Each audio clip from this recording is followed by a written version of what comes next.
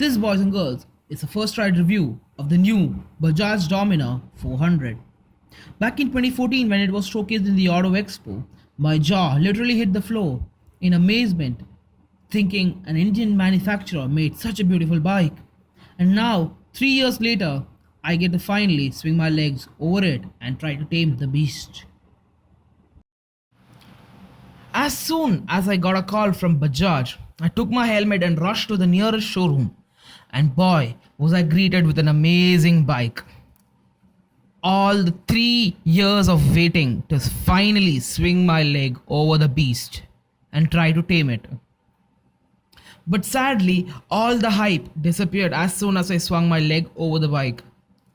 The weight of the bike was so immense that I felt like I was sitting on a Royal Enfield rather than a Bajaj. And much to my disappointment, it didn't disappear even when the bike started moving. But it had moved to the front of the bike, which tells me Bajaj has meant the Dominar to dominate the highway, not the chock-a-block traffic and city rides. But then again, can you ask for more when you're paying a measly 1.7 lakhs on road for this bike? This time around, I'm happy that Bajaj has introduced a slipper clutch on this bike, which has made the power delivery smooth and effortless. And I could very well say, if it was not for the slipper clutch, this bike would have been a handful for many new riders who are not used to the heavy clutch of higher capacity motorcycles. And this time around, Bajaj has done a great job to eliminate vibrations as much as possible.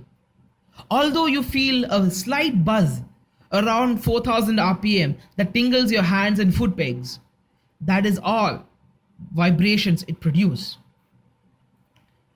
I was pretty surprised to see this less vibrations from a manufacturer which has made the 200 NS, which according to me was a colossal flop.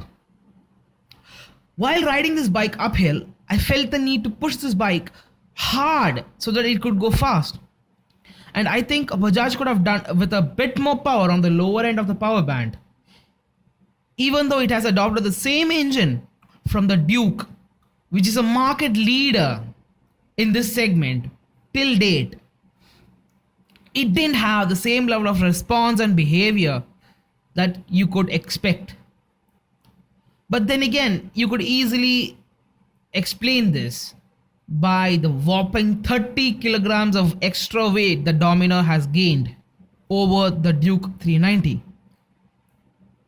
I felt like they could have reduced the weight little bit here and there, so it would make it a little less hassle to ride in cities and chock-a-block traffic.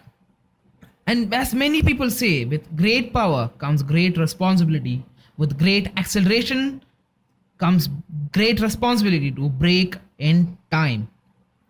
Even though this bike is equipped with the same brakes as the 2017 Duke 390, a 320mm disc at the front and a 230mm rear disc brake by Bybree, which we all know is a company owned by Brembo. And it is also equipped with a Bosch ABS, which is one of the best for this price point. Even though all these facilities and all these braking power has been provided to the Dominar, I felt like it lacked some stopping power. This could be easily explained by the excess weight that the Dominar gained over the Duke and the cheaper quality of the tires used. But when it comes to suspensions, it is a whole different story. I felt that the Dominar has done much better job than the Duke. The suspension is more softer, it's more comfortable, and the rider and the pillion, I'm quite sure, will enjoy the ride. Even though you don't have to take a break for 300 kilometers. The next plus point, or the most amazing thing about this bike, is the headlamps. The LED headlamp, the first in class in India. It was amazing. Even though I was riding around late noon, I could see the reflection of the headlight on the car or the vehicle in front of me.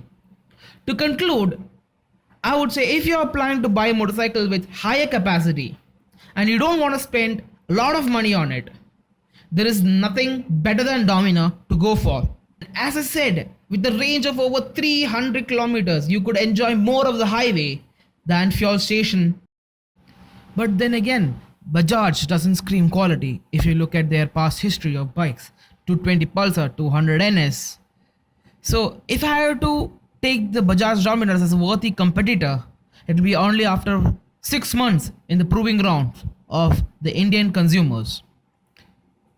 So with that conclusion, thank you for watching guys. Do leave a thumbs up if you like this video and subscribe to my channel.